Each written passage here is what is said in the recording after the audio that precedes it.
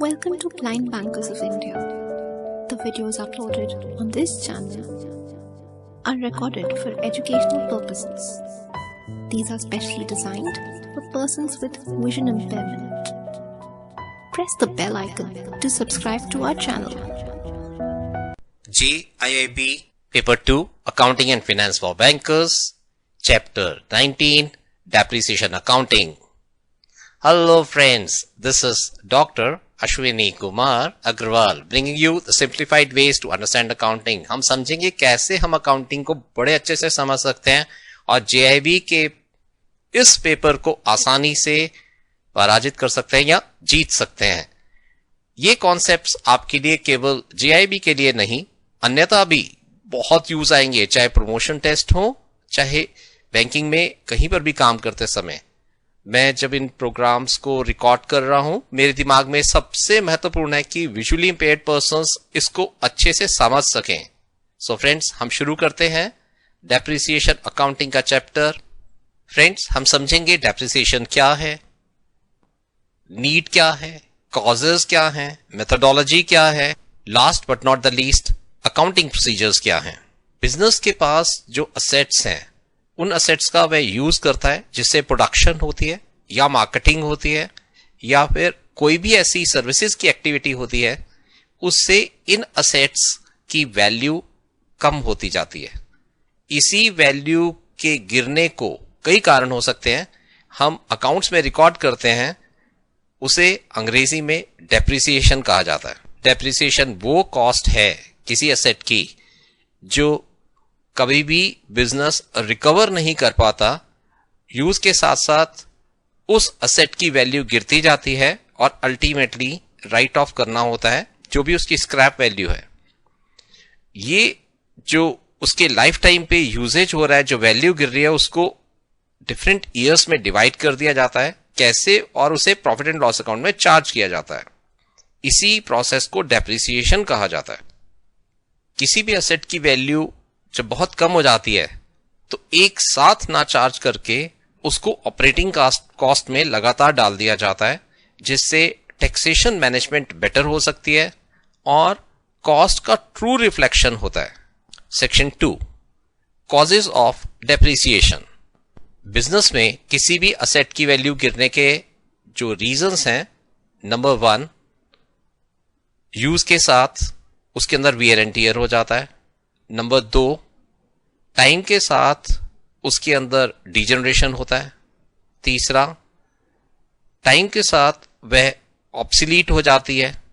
चौथा, कुछ accidental reasons हो जाते हैं जिससे उसके ओवरऑल यूटिलिटी कम हो जाती है. इन्हीं सब कारणों से डेप्रिसिएशन लगाया जाता है और इसे प्रॉफिट एंड लॉस में चार्ज किया जाता है. क्वेश्चन आता है, what is the need for depreciation. Depreciation account में रिफ्लेक्ट करता है जो मशीन की वियर एंड टियर है, वैल्यू रिडक्शन है, और ट्रू कॉस्ट का रिफ्लेक्शन जो प्रोडक्शन में या सर्विसेज देने में आ रहा है, उसके लिए डेप्रिसिएशन दिखाना जरूरी है.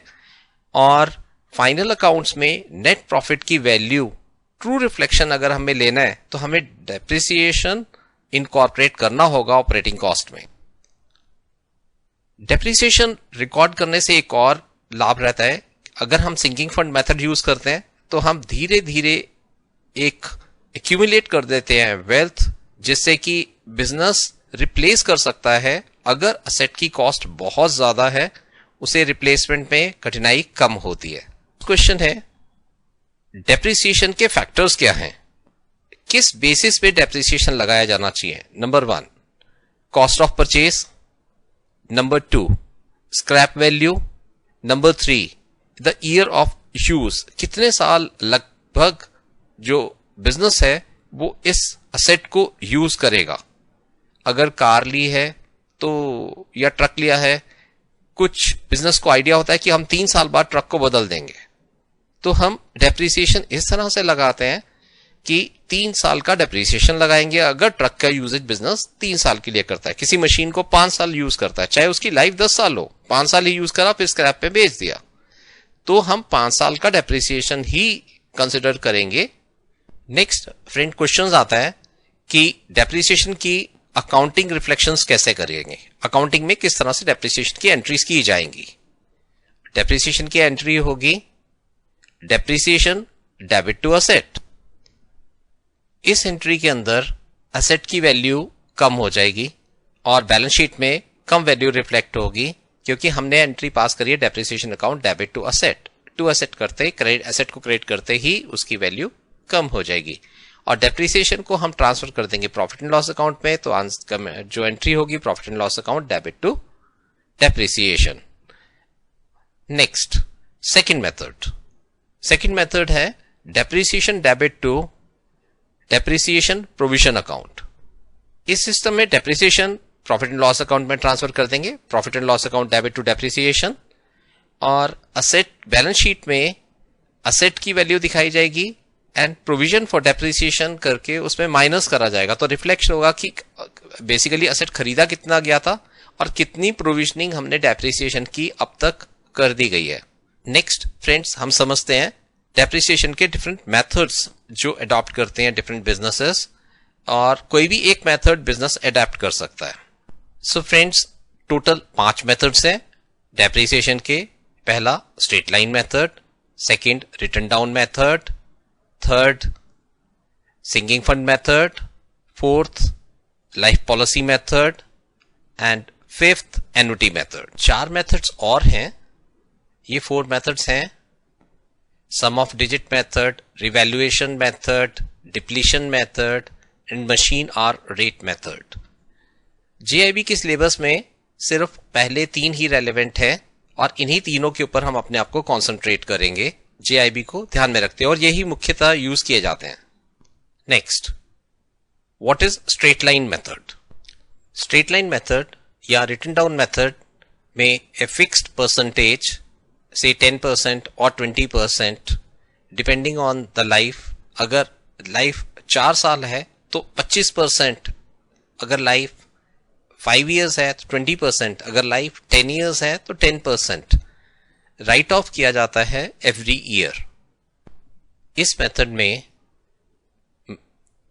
एग्जाम्पल लेते हैं हम, एक ट्रक जो 100 लाख का लिया गया और आफ्टर 5 years ये 10 lakhs में बेचा जा सकता है।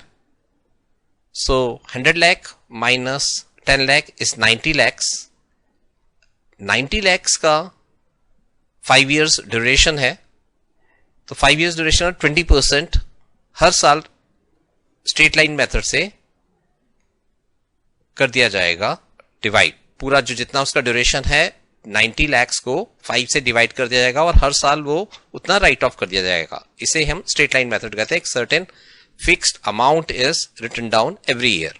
फर्स्ट ईयर में असेट की वैल्यू होगी 100 lakhs, सेकेंड ईयर में 18 lakhs कम हो जाएगी तो 82 lakhs, थर्ड ईयर में अनदर 18 lakhs कम हो जाएगी सो 64 lakhs। तो इस तरह से ये कम होते होते आखिर में 5वें साल 5th ईयर में ये 10 lakhs शो होगी और वो वैल्यू जनरेट कर दी जाएगी ट्रक को सेल करके। Next friends, written down method क्या है? In written down method percentage of depreciation is fixed. Example, written down method में अगर एक fixed percentage of depreciation fix कर दी गई है, अगर वो 10% है तो ट्रक का फर्स्ट ईयर डेप्रिसिएशन लगेगा 10 lakhs, नेक्स्ट ईयर जो वैल्यू उसकी होगी 90 lakhs, 90 lakhs का 10% 9 lakhs, फिर थर्ड ईयर में 81 lakhs रह गया, 81 lakhs का 10% 8,10,000। इस तरह से जो भी रेसिडुअल वैल्यू है असेट की उसका 10% डेप्रिसिएशन लगेगा। The rate of depreciation is fixed. Written down method में rate of percentage of depreciation fixed है और ये रेसिडुअल वैल्यू पे लगाया जा रहा है, जिससे जो डेप्रिसिएशन ईयर आफ्टर ईयर कम होता जा रहा है। What are the advantages and disadvantages of straight line method? Straight line method के अंदर depreciation year after year same है, जबकि कई बार क्या होता है कि मशीन के अंदर शुरू में डेप्रिसिएशन कम होता है, बाद में बढ़ता चला जाता है। स्ट्रेट लाइन मेथड में एक और एडवांटेज है कि एंड में जितनी स्क्रैप वैल्यू है वो एग्जैक्टली मैच कर जाएगी अकाउंटिंग के साथ और पूरे ऑपरेटिंग कॉस्ट के अंदर पूरा डेप्रिसिएशन का बेनिफिट टैक्स वाइज मिल सकेगा। Next, what are the advantages and disadvantages of written down method. Written down method के अंदर शुरू में डेप्रिसिएशन ज्यादा होगा और धीरे धीरे कम होता जाएगा। जैसे कि ट्रक में शुरू में 10 लाख था, फिर 9 लाख हुआ, लगातार रिड्यूस हो रहा है।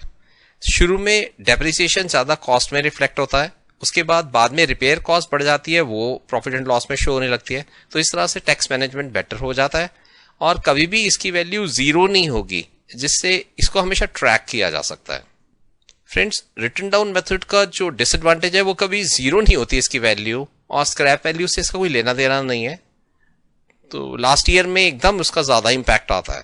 Third method friends, sinking fund method. पहले तो मेथड्स के अंदर मशीन की रिप्लेसमेंट के लिए कोई कंसिडरेशन नहीं है, लेकिन सिंकिंग फंड मेथड में कॉन्टिन्यूसली एक सर्टेन अमाउंट सेट असाइड कर दिया जाता है और वह इन्वेस्ट किया जाता है, जिससे कि जब मशीन रिप्लेसमेंट का टाइम आए तो उसके लिए प्रॉपर फंड्स मिल सके। Next friends, what are the accounting entries for sinking fund method. First year में एंट्री होगी depreciation debit to sinking fund और एक पैरेलल एंट्री होगी sinking fund investment account debit to cash.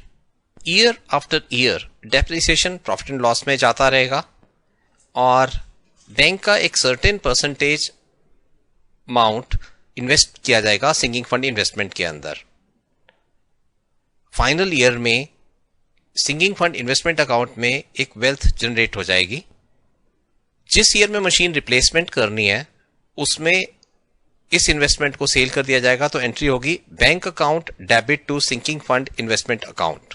Friends, हम recap करते हैं चैप्टर को। Depreciation is fall in the value of asset. It is recorded in books. इसका purpose है कि जो भी कॉस्ट आई है एनुअली वो प्रॉफिट एंड लॉस में रिफ्लेक्ट हो और ऑपरेटिंग कॉस्ट का हिस्सा बने। कई सारे मेथड्स हैं डेप्रिसिएशन को कैलकुलेट करने के लिए। स्ट्रेट लाइन मेथड, जिसके अंदर एक certain fixed amount as a depreciation हर साल डेप्रिशिएट कर दिया जाता है।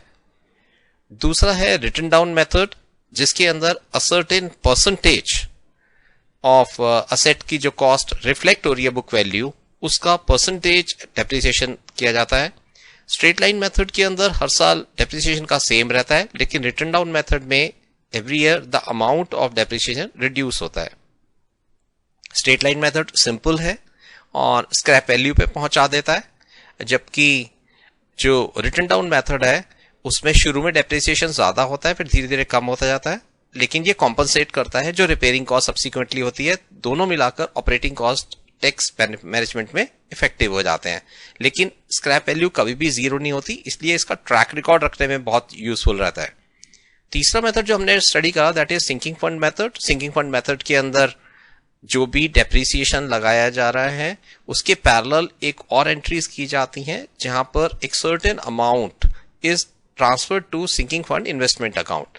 इस पैसे को सिक्योरिटीज में इन्वेस्ट कर दिया जाता है, उस पर जो इंटरेस्ट आता है वो भी सिंकिंग फंड इन्वेस्टमेंट अकाउंट में क्रेडिट कर दिया जाता है। At the end of the life of the asset sinking fund investment account में रीजनेबल पैसा इकट्ठा हो जाता है, जिससे कि हम असेट को रिप्लेस कर सकते हैं। हम इस इन्वेस्टमेंट को बैंक में कन्वर्ट करके उससे असेट को रिप्लेस कर लेते हैं। फ्रेंड्स, इस चैप्टर में आपको डेप्रिसिएशन के डिफरेंट कॉन्सेप्ट्स क्लियर हुए होंगे, किस तरह से अकाउंटिंग प्रोसीजर्स किए जाते हैं, कौन से 3 मेथड है जो जेआईबी में इंपॉर्टेंट है वो समझ आए होंगे। I hope you must have enjoyed it, and feedback के लिए you can send email to akagrawal99@gmail.com और मोबाइल है 9999428886। Thank you. Keep enjoying.